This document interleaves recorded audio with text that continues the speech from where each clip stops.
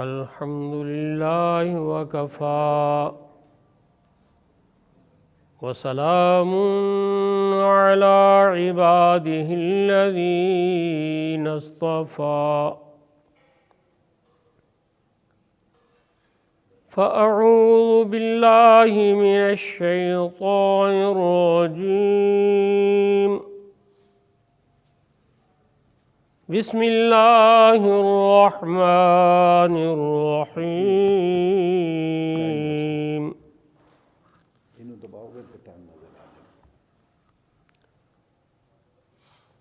هل أتى على الإنسان حين من الدهر لم يكن شيئا مذكورا إنا خلقنا الإنسان من نطفة أمشاج نبتليه فجعلناه سميعا بصيرا إنا هديناه السبيل إما شاكرا وإما كفورا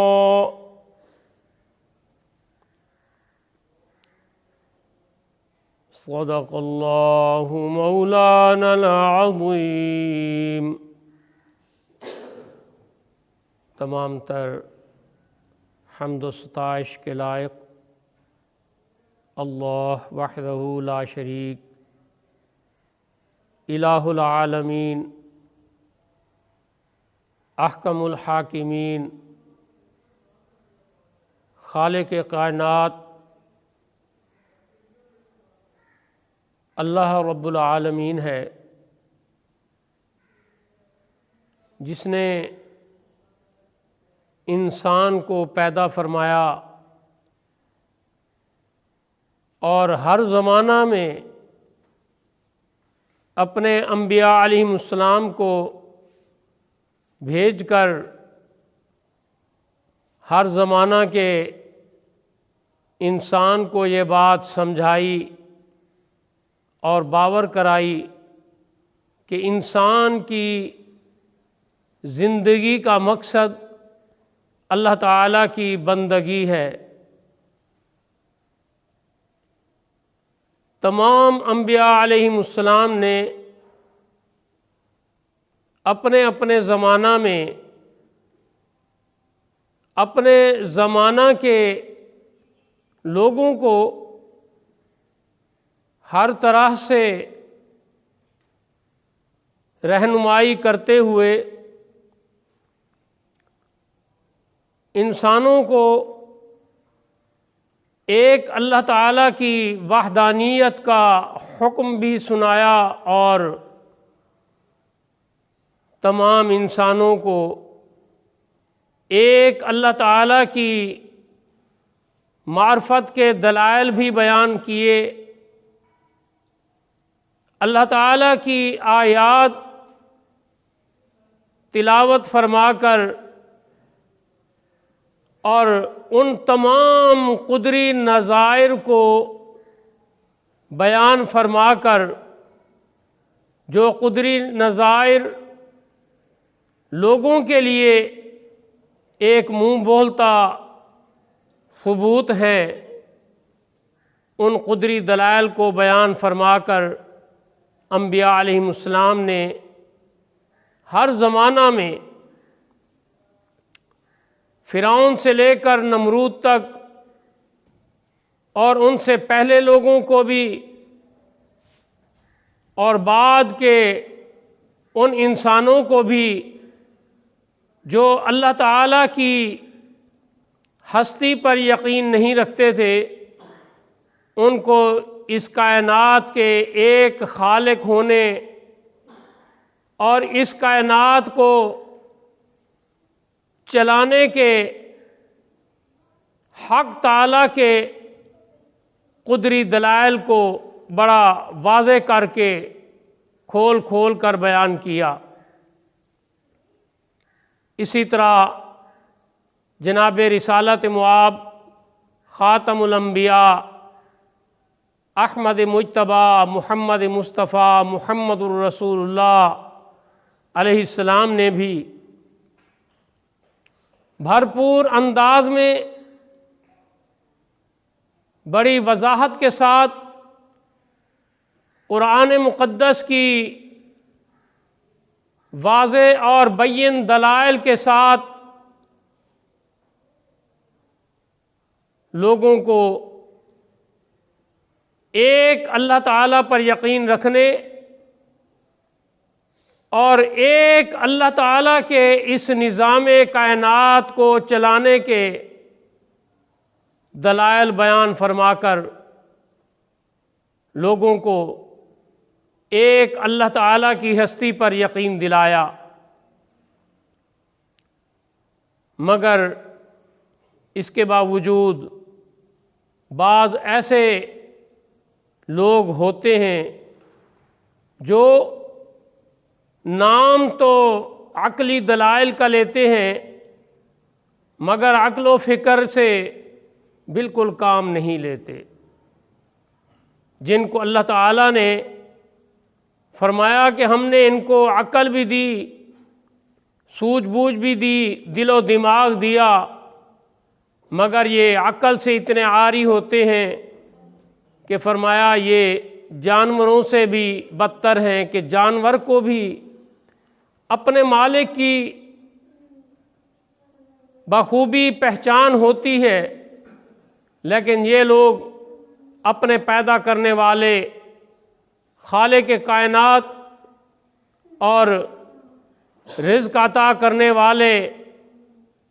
رب العالمین کو نہ صرف یہ کہ بھول جاتے ہیں بلکہ اس کی ہستی خالق حق تعالی کا انکار کرتے ہوئے دوسروں کو گمراہ کرنے کے لیے مختلف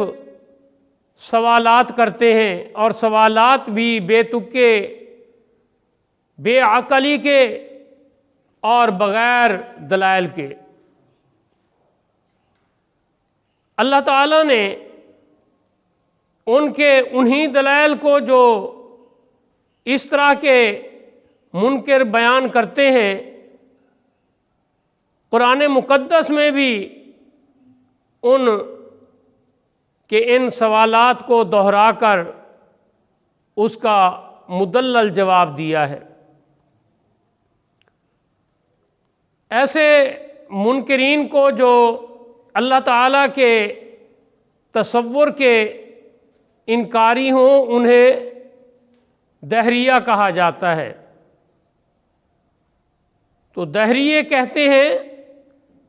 کہ وما یہلکنا الا الدہر، کہ ہم تو بس یوں ہی جیتے ہیں اور یوں ہی مر جاتے ہیں، اور یہ زمانے گزرتے ہیں، ہر آنے والے زمانے میں لوگ پیدا ہوتے ہیں اور مر جاتے ہیں۔ تو اللہ تعالیٰ نے انہی آیات کے سیاق و سباق میں بھی دلائل بیان فرمائے کہ اگر خود ہی انسان پیدا ہوتا اور خود ہی مر جاتا تو پھر ان انسانوں کے کسی جوڑے سے، کسی ماں باپ سے کوئی دوسرا انسان کیسے پیدا ہو سکتا؟ اور پھر جن انسانوں کی کوئی اولاد نہیں ہوتی اور ان انسانوں کا کوئی تو جرثومہ تیار کر سکتا، کوئی انہیں اولاد دے سکتا، جب ایسا ہر زمانہ میں متفقہ طور پر تسلیم کیا گیا ہے کہ جن کی اولاد نہیں ہوتی انہیں کسی بھی علاج معالجے سے آج تک اولاد نہیں ہو سکتی۔ جو جھوٹ سے بنائی گئی باتیں ہیں ان کی حقیقت کسی جھوٹی کہانی سے زیادہ نہیں ہوا کرتی، کیونکہ جرثومہ اور ڈی این اے ہر ایک کا جب تک ذاتی نہ ہو تو کوئی اندر فساد تو پیدا ہو سکتا ہے، وجود میں اولاد نہیں۔ اسی طرح کچھ لوگوں کا جو یہ خیال تھا جسے وہ سوال بنا کر لوگوں کو گمراہ کرنے کے لیے دہراتے ہیں، خاص طور پر آج کے اس پرفتن زمانہ میں، کہ جی یہ کائنات اس طرح سے خود بخود بنی کہ ایک ایٹم تھا اور اس سے کائنات بن گئی۔ تو بھائی وہی ایٹم آج بھی تم تجربہ کرو کہ اس ایٹم سے کیا کسی کو اولاد ہو سکتی ہے؟ کیا کوئی جانور انسان بن سکتا ہے؟ کیا کسی جانور کی نسل تبدیل ہو سکتی ہے؟ ہرگز نہیں۔ رہی بات کہ انسان کس طرح سے پیدا ہوا، انسان کی وہ پیدائش ہی انسان کے خالق کے پیدا کرنے کے دلائل رکھتی ہے۔ انسان کے اپنے وجود میں دل و دماغ سے لے کر اس کے جسم کی ایک ایک چیز اس بات کی دلیل ہے کہ اس انسان کو خالق کائنات نے پیدا کیا ہے۔ اسی طرح سے رہی انسان کی پیدائش کی تاریخ، تو وہ خود ایک بہت بڑی دلیل ہے کہ اگر انسان کو اللہ تعالیٰ نے پیدا نہ کیا ہوتا تو انسان از خود کبھی بن ہی نہیں سکتا تھا، پیدا ہی نہیں ہو سکتا تھا۔ اللہ تعالیٰ نے ایسے دلائل بیان فرمائے کہ جن کا عقلی اور فکری جواب کسی زمانہ میں کوئی دہریہ نہ دے سکا۔ ارشاد فرمایا، هل اتى على الانسان حين من الدهر لم يكن شيئا مذكورا۔ تمام انسان اپنے اندر یہ بات سوچ کر بیٹھ جائیں کہ انسان کی تاریخ کیا ہے اور اس کی اوقات کیا ہے، تو اس بات پر کوئی بھی منکر نہیں ہو سکتا کہ ایک ایسا زمانہ ماضی میں گزر چکا ہے کہ جب انسان نام کی کوئی چیز نہیں تھی، انسان نہیں تھا، انسان کا کسی کے پاس کوئی خاکہ کوئی خیال تک نہیں تھا۔ اللہ تبارک و تعالی نے اپنے خالق کائنات ہونے کے ساتھ ساتھ انسان کے عظیم خالق ہونے کے دلائل میں ارشاد فرمایا کہ کیا انسان نہیں جانتا کہ ایک ایسا زمانہ تھا جسے تمام انسان پڑھے لکھے ہوں یا ان پڑھ اس کو اچھی طرح جانتے ہیں، اس بات کو کہ ایسے زمانے گزرے ہیں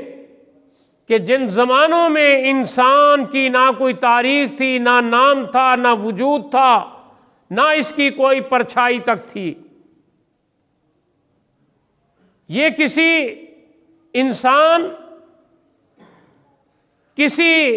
قابل ذکر چیز کا وجود ہی نہیں رکھتا تھا، یہ اس کی اوقات ہے کہ جب انسان کا کوئی خاکہ، کوئی پرچھائی، کوئی تصور تک نہیں تھا، تو پھر واضح ہوا کہ انسان کوئی قابل ذکر چیز جب نہیں تھا تو پھر اس کی اوقات کیا ہے کہ یہ اپنے خالق کو بھول جائے، اپنی پیدائش کو بھول جائے، اور اپنے کسی وجود کے عضو سے خود ساختہ پیدا ہونے کا ثبوت دے سکے۔ یہ خود انسانی عقل و فطرت اور اس کے فکر و جذبات کے بھی خلاف بات ہے کہ انسان اپنے وجود کی کسی ایک چیز کو بھی خود ساختہ کہہ سکے۔ انسان کی جب آنکھ خراب ہو جاتی ہے، جب تک کوئی آنکھ کا وہ ڈھیلا بدل نہ دے، انسان کی وہ آنکھ خود سے ٹھیک نہیں ہوا کرتی۔ انسان کے دل کا کوئی ایک بال جب بند ہو جائے تو اس وال کو کھولنے کے لیے جب تک آپریشن نہ کیا جائے، جب تک اس کی کوئی جدید معالجہ کے ساتھ اس کی مرمت نہ کی جائے، اس کو ٹھیک نہ کیا جائے، اس کو صاف نہ کیا جائے، اس کو بدلا نہ جائے، وہ خود سے ٹھیک نہیں ہو سکتا۔ انسان کا لبلبہ خراب ہو جائے، دنیا کے کسی علاج میں ایسی کوئی بات نہیں ہے، ایسی کوئی تحقیق نہیں ہے کہ وہ لبلبہ دوبارہ سے ٹھیک ہو جائے، یا خاص طور پر وہ لبلبہ دوبارہ سے خود سے ٹھیک ہو جائے،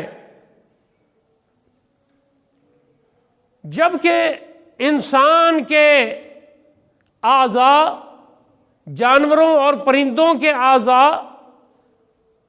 اور ان تمام تر مخلوق کی پیدائش، ان کے ڈی این اے، ان کے جرثوں میں اور ان کی ایک ایک چیز میں اتنا فرق ہے کہ سائنس کی وہ جھوٹی کہانی ایٹم کی بالکل غلط ثابت ہو جاتی ہے کہ اگر ایک ایٹم سے تمام چیزیں بنتی تو پھر یہ تبدیل ہوتی رہتی ہیں ایک دوسرے کے ساتھ۔ کبھی گدھا ہاتھی بن جاتا تو کبھی ہاتھی کچھ اور بن جاتا، کبھی چیونٹی سانپ بن جاتی، سانپ کچھ اور بن جاتا۔ جب کوئی معمولی جاندار چیز کی تبدیلی نہیں ہے، لا تبدیل لخلق اللہ، اللہ تعالیٰ نے جسے جس حالت میں پیدا کر دیا،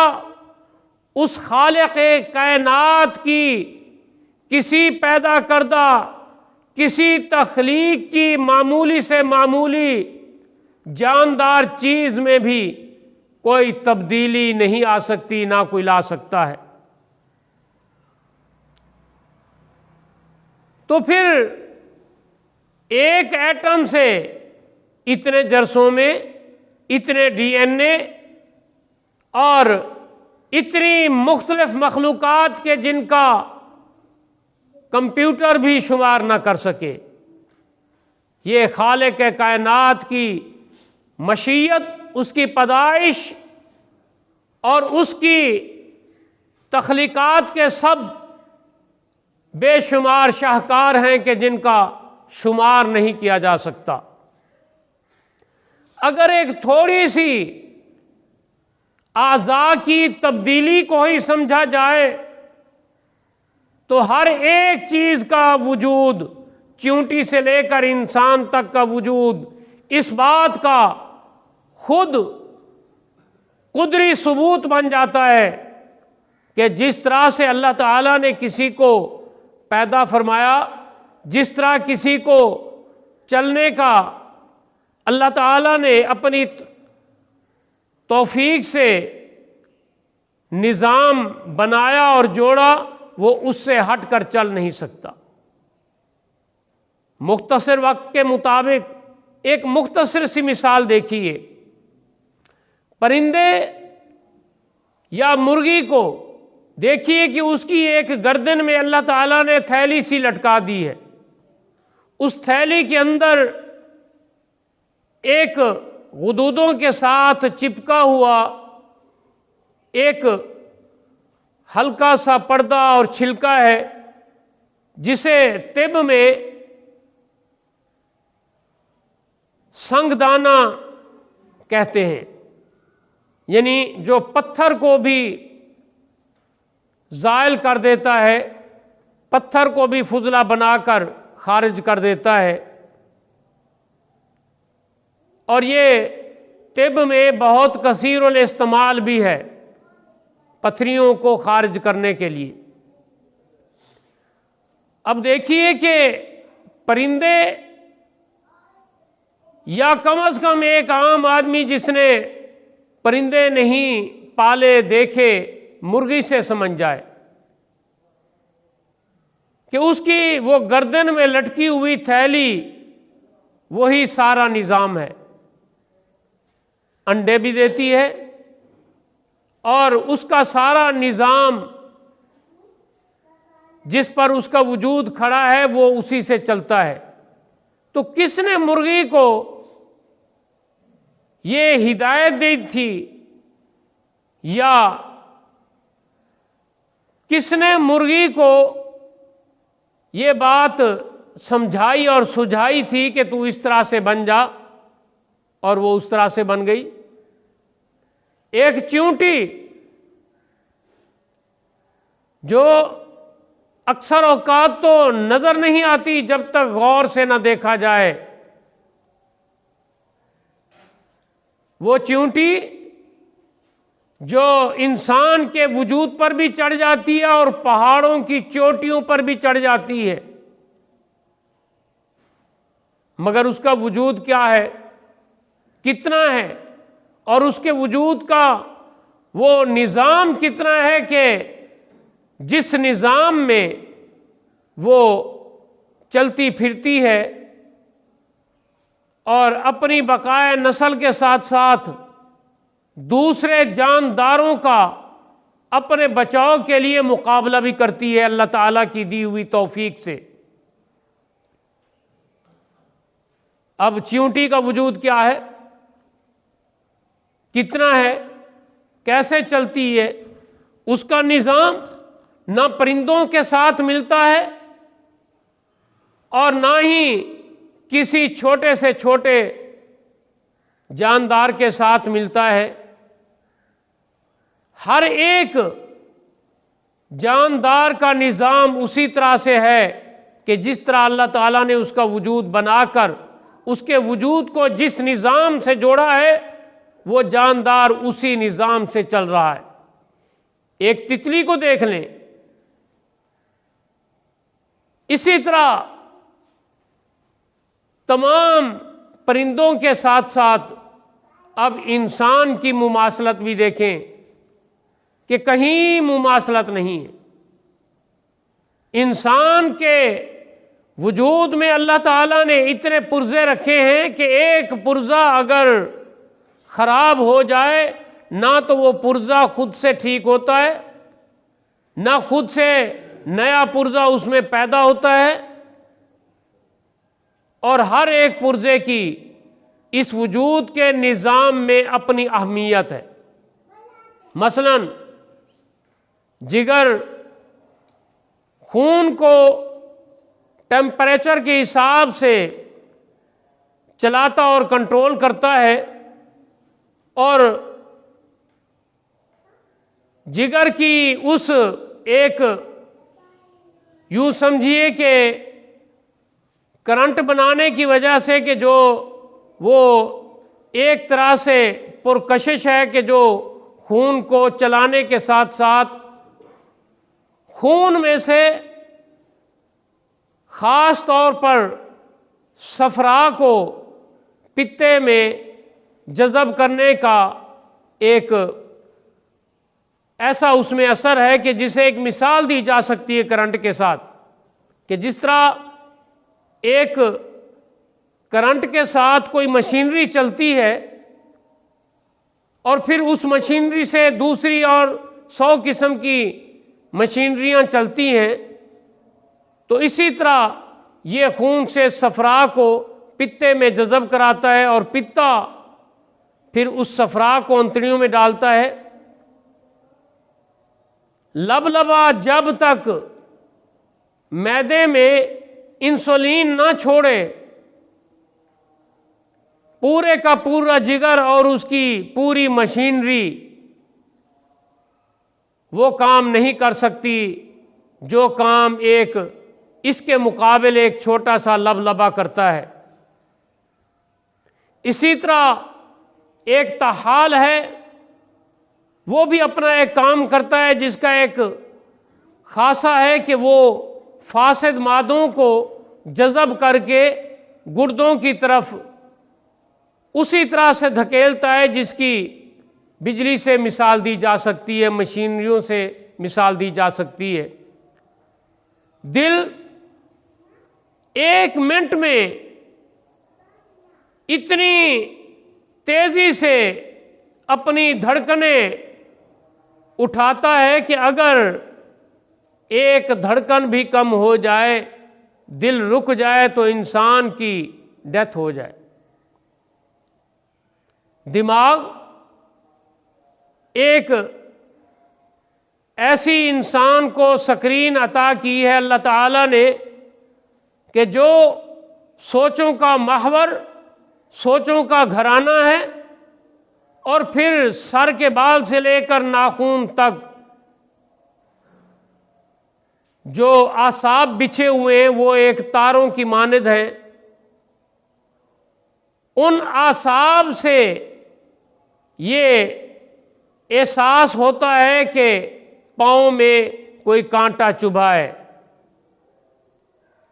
اور انہیں اسی لیے طب میں خبر رساں اعصاب کہتے ہیں۔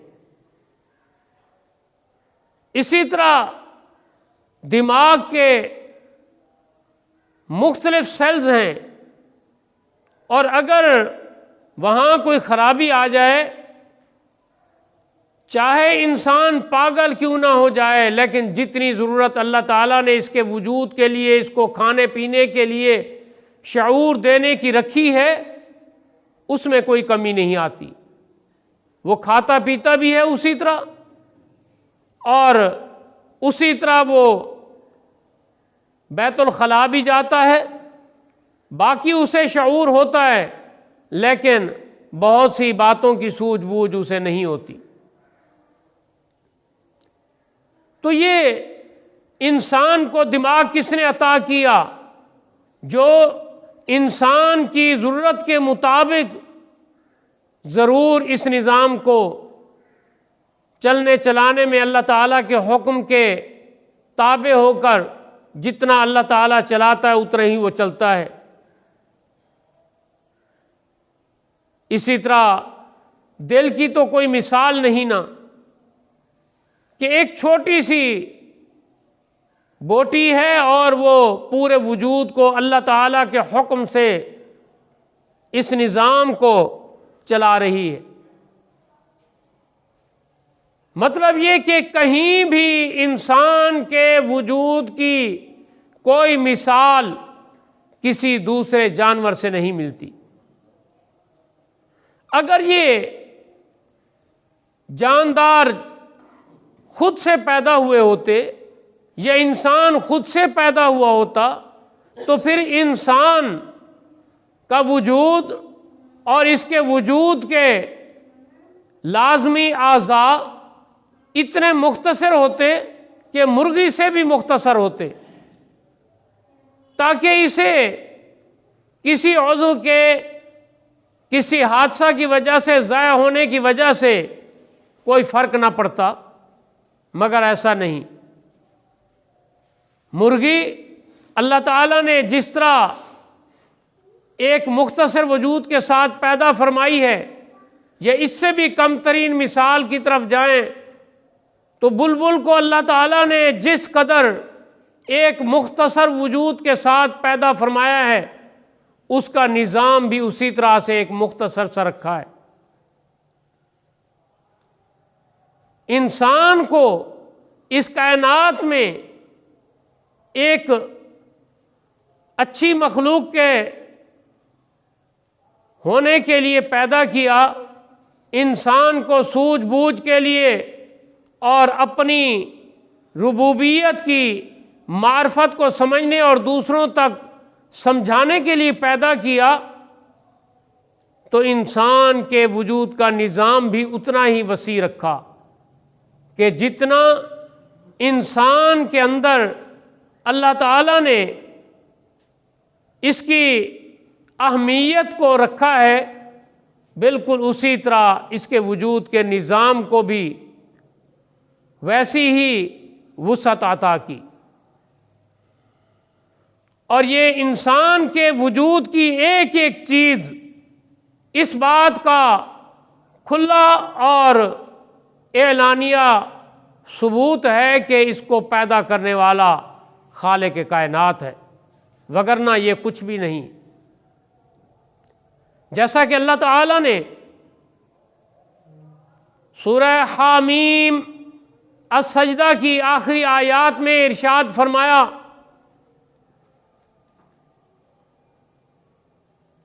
سَنُرِيهِمْ آیاتنا فی الآفاق وفی انفسہم، فرمایا ہم ہر زمانہ میں انسان کو اس بات کا شعور، اور شعور بھی منہ بولتا شعور دیتے رہیں گے، یہ بات باور کرا کرا کے دکھاتے رہیں گے کہ وہ کائنات کے آفاق میں صرف زمین پر ہی نہیں، آسمانوں پر، سورج چاند ستاروں پر بھی غور کرے، اور اپنے وجود کے ایک ایک عضو پر بھی غور کرے، تو اسے اچھی طرح معلوم ہو جائے گا کہ اس دنیا میں کوئی ایک معمولی سی چیز، ایک ذرہ بھی ایسا نہیں ہے جو خود سے بنا ہو، جسے خالق کائنات نے نہ بنایا ہو۔ غرض یہ کہ اللہ تعالیٰ نے ایک تو انسان کو اس کی پیدائش کی تاریخ اور اس کا زمانہ بتا کر اس بات کا بڑے دلائل کے ساتھ جواب دیا کہ کتنے ایسے زمانے گزرے کہ جب انسان نام کی کوئی چیز نہیں تھی، آج اگر انسان پیدا ہو گیا ہے تو اپنے خالق کو بھول گیا ہے، اور دوسری طرف انسان کے وجود کے اعضاء اور انسان کی ایک ایک چیز کو اسے باور کرا کر اسی طرح سمجھایا جس طرح فرمایا کہ زمین و آسمان کو، سورج چاند ستاروں کو دیکھو تو صحیح کہ یہ کس کی قدرت سے بنے ہوئے ہیں۔ اسی طرح فرمایا کہ دیکھے تو صحیح انسان، الم نجعل لہ عینین ولسانا وشفتین وہدیناہ النجدین، اور سورۃ الدہر میں ارشاد فرمایا کہ اس کو ایک پانی کے حقیر قطرہ سے پیدا کیا، اور ایک حقیق قطرہ کی حیثیت اور اوقات کیا ہے، من ماء مہین۔ سورہ سجدہ میں ارشاد فرمایا کہ ایک ایسا قطرہ جسے کوئی بھی حقیر سمجھے، جس میں جراثیم پڑ جائیں، بیماریاں پھیل سکیں، مگر اسی ایک قطرہ سے نہ صرف یہ کہ اتنا بڑا انسان بنا کر کھڑا کر دیا، بلکہ اس کے فنگر پرنٹ ہوں یا اس کا ڈی این اے ہو، دوسرے سے ملتا نہیں۔ اربوں کی تعداد میں آج کتنے ارب کی آبادی ہے اور ایک انسان کا ڈی این اے دوسرے سے نہیں ملتا۔ تو یہ دلیل ہے کہ جس طرح اللہ تعالیٰ نے کسی کو پیدا فرمایا، وہ اپنی پیدائش سے ہٹ کر خود سے کچھ اپنا وجود نہیں رکھتا۔ فرمایا کہ ہم نے اسے آنکھیں دیکھ کر دیکھتا سنتا بنایا، زبان دی، آنکھیں دی، یہ کس کی عطا کردہ ہیں؟ تو اسی طرح اللہ تعالیٰ نے انسان کو فرمایا ما غرک بربک الکریم، کس چیز نے تجھے دھوکہ دیا ہے کہ اپنے رب کو بھول گیا ہے؟ غرض یہ کہ اللہ تعالیٰ نے انسان کو اس کے ادنا شعور سے بھی اعلیٰ شعور تک ہر طرح کے دلائل باور کرا کر اتنی معرفت تو اس کے وجود میں رکھ دی کہ وَنَفْسٍ وَمَا سَوَّاهَا فَأَلْهَمَهَا فُجُورَهَا وَتَقْوَاهَا، کہ یہ اس بات کو اچھی طرح سمجھ سکے کہ اس کا ضمیر اس کو بتائے کہ یہ برائی ہے، یہ اچھائی ہے، یہاں تک کہ اس کے ضمیر میں اچھائی کا خیال اچھائی کے ساتھ اور برائی کا خیال جان بوجھ کر ضمیر کی اس آواز کے ساتھ کہ یہ برائی ہے، پھر اختیار دیا کہ اما شاکرا و اما کفورا، کہ اب یہ چاہے تو اللہ تعالیٰ کا شکر گزار اور مومن بنے، چاہے تو یہ کافر بن کر آخرت میں اپنی اس سزا کا مستحق بنے کہ جو سورہ دہر میں ارشاد فرمایا کہ ایسے لوگوں کے لیے جو اللہ تعالیٰ کے ناشکرے اور منکر ہیں، تو فرمایا ان کے لیے جہنم کی سزا رکھی ہے۔ سو دعا ہے کہ اللہ تعالیٰ ہمیں جہنم کی اس سزا سے بچائے اور اپنے رب کی معرفت پر قائم رکھے اور اس پر ایمان اور یقین رکھے۔